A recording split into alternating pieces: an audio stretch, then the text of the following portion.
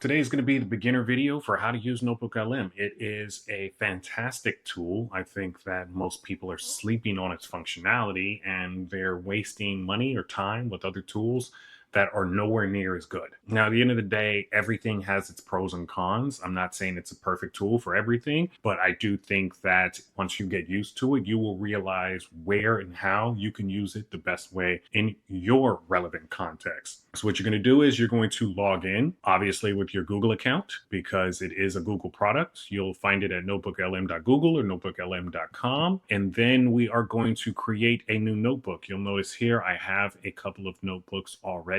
This one was based on a video. I actually took the transcript from the video and dropped it in here. And I wanted to create some visuals based off this transcript. And it's from Jensen Huang talking about the 5 layers of AI and the competition between United States and China. So the first thing it did is it broke down all of the different layers. We have energy chips, infrastructure models, and applications. If you break down those even further, China has 2x capacity, USA is larger. So basically it's going to take all the bullet points, all the high level pieces of information and connect the dots for them inside of a mind map. And this was done with the click of a button. I didn't have to tell it this connects to this, this connects to this, this connects to this. So that is one use case that you should absolutely get comfortable with, especially when you're trying to think through things. The next one is going to be, honestly, going to be honest, I almost never really read the chat. NotebookLM is literally a platform to be used as a study guide. I use it for artifact generation, meaning I am creating slide decks, I am creating infographics, I am creating videos, I'm creating mind maps or reports based off of the content that I give it. I am not in here to study. Now, how do we give it any type of contact? You do that by clicking add sources. This will be the first thing that pops up once you create a new notebook. So let's go back and do that. Creating a notebook, you have this pops up. You can do Google Drive, you can do website, YouTube, and or copy text. Copy text is literally you just copying and pasting. The YouTube link is a YouTube link which you insert and then it'll transcribe it and then utilize that. And website links as well as Google Drive, which you can just connect a whole Google Drive folder. But notice that you do have a source limit. You only have 50 different sources. So if you have a bunch of different stuff, weed through what is actually important and what's not. But as you'll notice that even if you put in 50 whole sources, it doesn't mean you need to generate your content on all 50 sources. So we're going to go back. I'm going to delete this. Goodbye. Don't need you. And we're going to jump into a notebook that I created recently. And this notebook really is a summary of my messaging for 2026. So I particularly want to teach millennials how to be literate in the age of AI, how to ensure that they don't become obsolete, how to not be so scared of it because we are the technology generation. And just so that you understand this, these are all different videos I've created, put up on Instagram, and then reposted to YouTube just so I can get the link to drop into my NotebookLM. So nobody cares about your potential. You have power instead of potential. You're 40, you're not 20, you're not coming out of high school. You need to use what you've already created in the world in order to continue to be relevant. Millennials are the true tech generation. We've seen everything from the Walkman to the iPod to the iPhone and everything else in between. So it's not like we're not techies. We are. So lean into that. These are all 3-minute videos max that I put up on YouTube. And maybe you guys recognize some of these, but it's going to scour all of that information and then put it together in a way that makes sense. So we looked at mind mapping. You'll notice this is how millennials can work in order to level up in this day and age. I'm not going to dive too deeply into that. And then our next one is infographics. So the Millennial Playbook just talked about how we're the true tech generation. We've seen it all. We started analog and have gone all the way to AI. Our brain is too many tabs, which means we have decision fatigue. We're making a decision on something to do every single day, right? And then we're worried about becoming obsolete. Not only are we at a time in our lives when our brain matter is getting denser, so it's harder to learn things, but we're also at a time in our lives where we have built a lot of things. We've built our home, our reputations, our communities, our connections.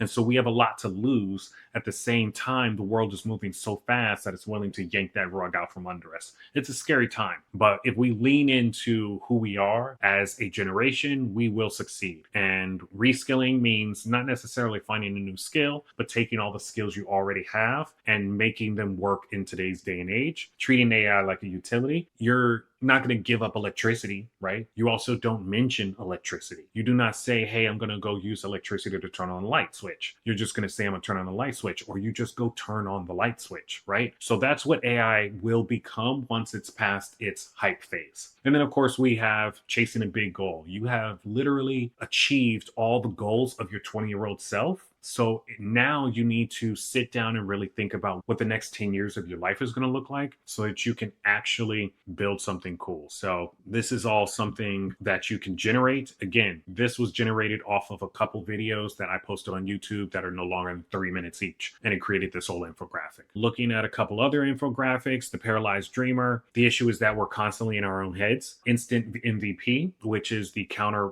product to 40 left. 40 left is about taking a big goal and breaking it down into bite-sized daily actionable steps. Instant MVP is talking about taking a big idea and then breaking it down into a concrete minimal viable product, an actual application that's working that you can take to customers. So instant MVP creates you an MVP. It confirms your ICP so that you can go out in the world and marry them together for product market fit or PMF. Infographic, again, really, really solid use case for NotebookLM, but what you want to make sure that you do is play around with its settings. You can make it more or less verbose in terms of how much content is put into the slide itself. And then you can also change the orientation. So if you need something to fit a different medium, so social media versus YouTube, then you can also change that as well. And then of course there is the prompting. If you're good at prompting, or even if you're not good at prompting, go to ChatGPT and ask it, I need to create an infographic. Give me a small prompt that will allow me to create a really good infographic based off of this type of information. Drop that in here, click generate. Our next one is slide deck. I'm going to show you how I just clicked slide deck. It is now about to create me a slide deck on all 35 of my sources. I have no idea what it's going to spit out on that. This is the first time I've done a slide deck on all of these sources. Normally, I'm going to click this button,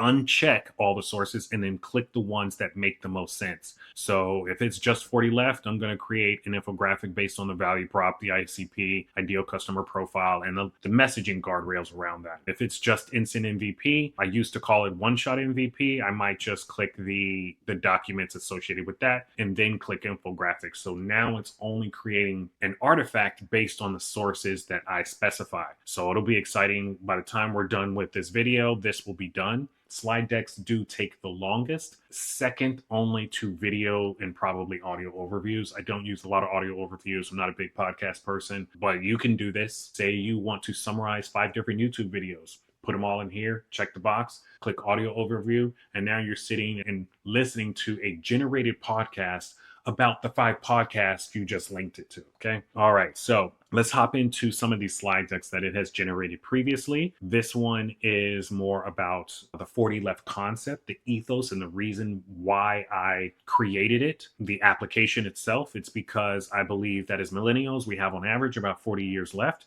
and we need to start acting like we need to not act like we're running out of time, but definitely act like we shouldn't waste any more time. All right, for a minute there, I was really scared because my microphone was sitting on the counter, but it still picked up the audio pretty well. So we're good to go. We're going to keep going. Again, all of these slides are literally probably related to one of the 30-second to 3-minute videos that I ported from Instagram over to YouTube, meaning it was able to transcribe that content and then create a visual representation of my message from that video in a single slide deck. So I've talked about how we are the true technology generation. It's spelled it out. I've talked about how as we're getting close to that 45 years of age and our brain matter is getting denser, so it's going to be harder to learn. And you got to combine that with the fact that the very first time in human history, we've sort of broken technology's curve, which is what they call Moore's Law, meaning the efficiency of technology doubles every 18 months. But that's not the case anymore. AI has absolutely skyrocketed that value. And so we are literally turning over technology and making it faster and more efficient way more quickly than we did in the past. So we need to fight against this dense brain matter, learn to love to learn again, and then make sure we become AI literate so that we don't become obsolete. Reskilling is about combining what you've already learned. I am a computer scientist by trade, but I have a master's in professional counseling. I've worked for an investment bank. I have a ton of design strategy when it comes from taking an idea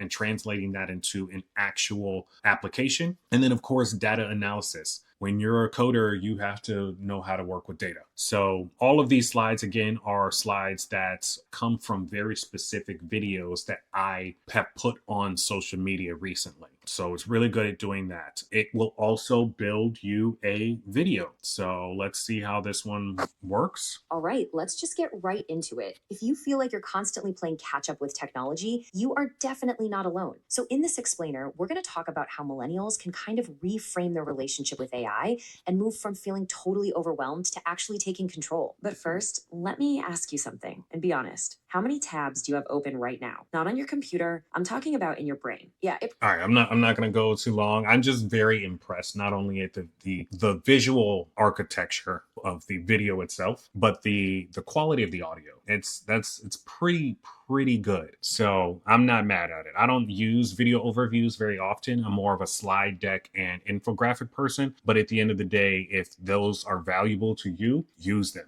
Please. The point is, there are 8 different ways you can get your data summarized, truncated, put together so that it is valuable to you. So let's look at a couple others. We've looked at infographics, we've looked at slide decks. Actually, I'm going to pull you over into one of my other notebooks, another Gmail account that I have. And this one was about a video where I was talking about how fighter pilots make decisions so that they don't get stuck ruminating, stuck trying to find too much data. They don't get stuck in the loop of making decisions. They move through their decision-making cycle very fast so that they can move faster than the threats around them. And I created, look, there are only 2 sources, two sources. And the sources are literally, I'm just going to show this to you. Let's see if I can truncate this. The sources are literally, one is 2 sentences. This is the source. All of this is just what it decided to summarize. Because again, NotebookLM is a study guide framework. It is meant for you to put in content so that you can study that content. So it's going to make it very verbose. It's going to talk about it. One of my sources is 2 sentences, 2 lines. OODA loop, orient, observe, decide, and act, and LUDA loop, which I changed so that people can understand it a little bit easier. Look, understand, decide, and act. And the other source is a script of the video that I did talking about this, right? You got the hook, you have act 1, act 2, blah, blah, blah, blah, blah, blah. This is actually a script for almost a YouTube video, which I did put up actually recently at AI for Millennials. The 4 is a number, not a word. So I'm going to show you the 3 different slide decks that were generated based off of me connecting both sources versus just one source. This first one, this OODA to LUDA, is literally just based off of those 2 sentences. And I really love this one, not because the content was done really well or the messaging is done really well. I would never actually use this as a presentation, but the visuals are just phenomenal. Like, the world is your cockpit. And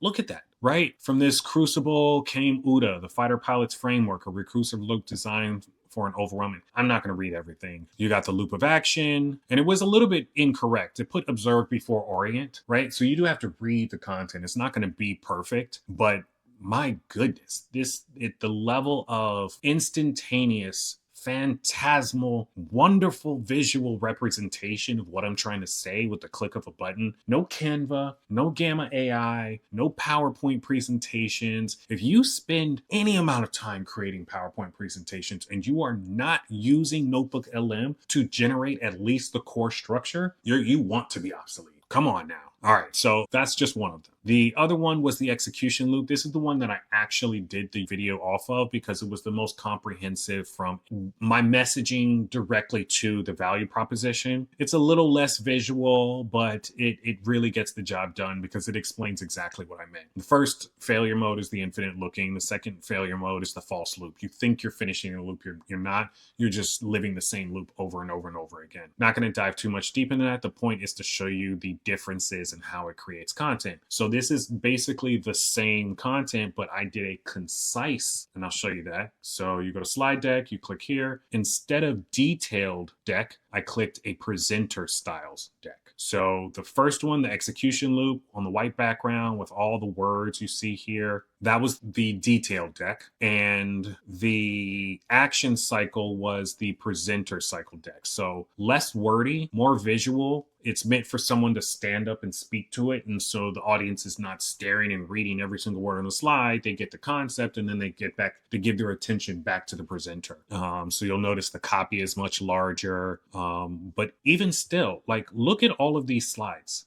The consistency of styling is one thing that I also want to mention. Imagine you trying to take a template off of Canva and then reframe it into what you want it to look like, and then also stuff all your custom content into it. PowerPoint, I'm not even going to mention, like, come on. But Gamma AI is decent, but I have found it is very basic. It just creates a lot of like cards and simplifies sections. This just marries really good styling with really good visuals with amazing content replication and strong structure. It knows the arc in which you want to tell the story, because it's building a study guide for you. So jumping back over here, let's see. We had 35 sources. It's called the Physics of Execution is what this new slide deck is called. I have no idea what it's going to look like. This is our first time looking at this. I'm super excited. They went a little plain with the visuals, not mad at it. It had 35 different sources, so it can only do so much without me saying, hey, go hype with it, right? And I think also if I would have made it a presenter deck versus a detailed deck, it probably would have played more around with visuals than it did with just content. So can't keep living the new year. You are not a failure. You're just full. Your capacity, you're all the way up to capacity. Let's see, the fundamental difference between a promise between them and a promise to you. So one of my recent content is that you're able to keep your promises to others because they apply external pressure and they make the promise real by coming to you and asking for a deadline, asking for when, asking for how. But the person you make a promise to when it's for yourself is a future version of you that doesn't exist yet. So it's harder for that to actually be made real because you're making the promise to someone that isn't there yet. It's just taking my Instagram videos and creating a whole presentation off of it. It's actually much shorter than I expected it to be, but that is okay. That is okay. Little disappointed on the visuals. I'm going to play around with how to make sure that it gets because that's who I am. I'm a visual thinker. I want my messaging to come out in imagery as opposed to verbiage. I love a good one-liner, a good tagline, absolutely. But because I see in visual imagery, I want my audience to see in visual imagery. So I'm going to play around with prompts to make sure my presentations are always spit out in a particular way. So this is how you use NotebookLM. It is not entirely difficult. You really don't even have to come up a learning curve. You just need to make sure you edit what type of content you're going to drop in as a source. Don't drop everything into one notebook. I have like 6 Google accounts, right? And in each one of them, they're different. But even in a given Google account, I'm going to have different notebooks for different things. So play around with it. Let me know what you think. What other types of technology do you want to jump into in order to get a feel for? I'm going to be doing a couple other how-tos. This is just the first one. It'll be a series over the next few days. Excited to learn with you guys. Excited to become literate as millennials and to start making our dreams a reality and turning the next 10 years of our lives and into an exciting time that we're looking forward to. Make sure you comment, you like, heart, you shake, you share, you save, you follow, do all the things. I need it. I'm trying to get to a large following by the end of the year. I haven't quantified exactly what that is yet. Maybe I'll use 40 left to figure out what it should be. Either way, your support is greatly appreciated, and let me know what you guys are thinking about and how I can help in the future.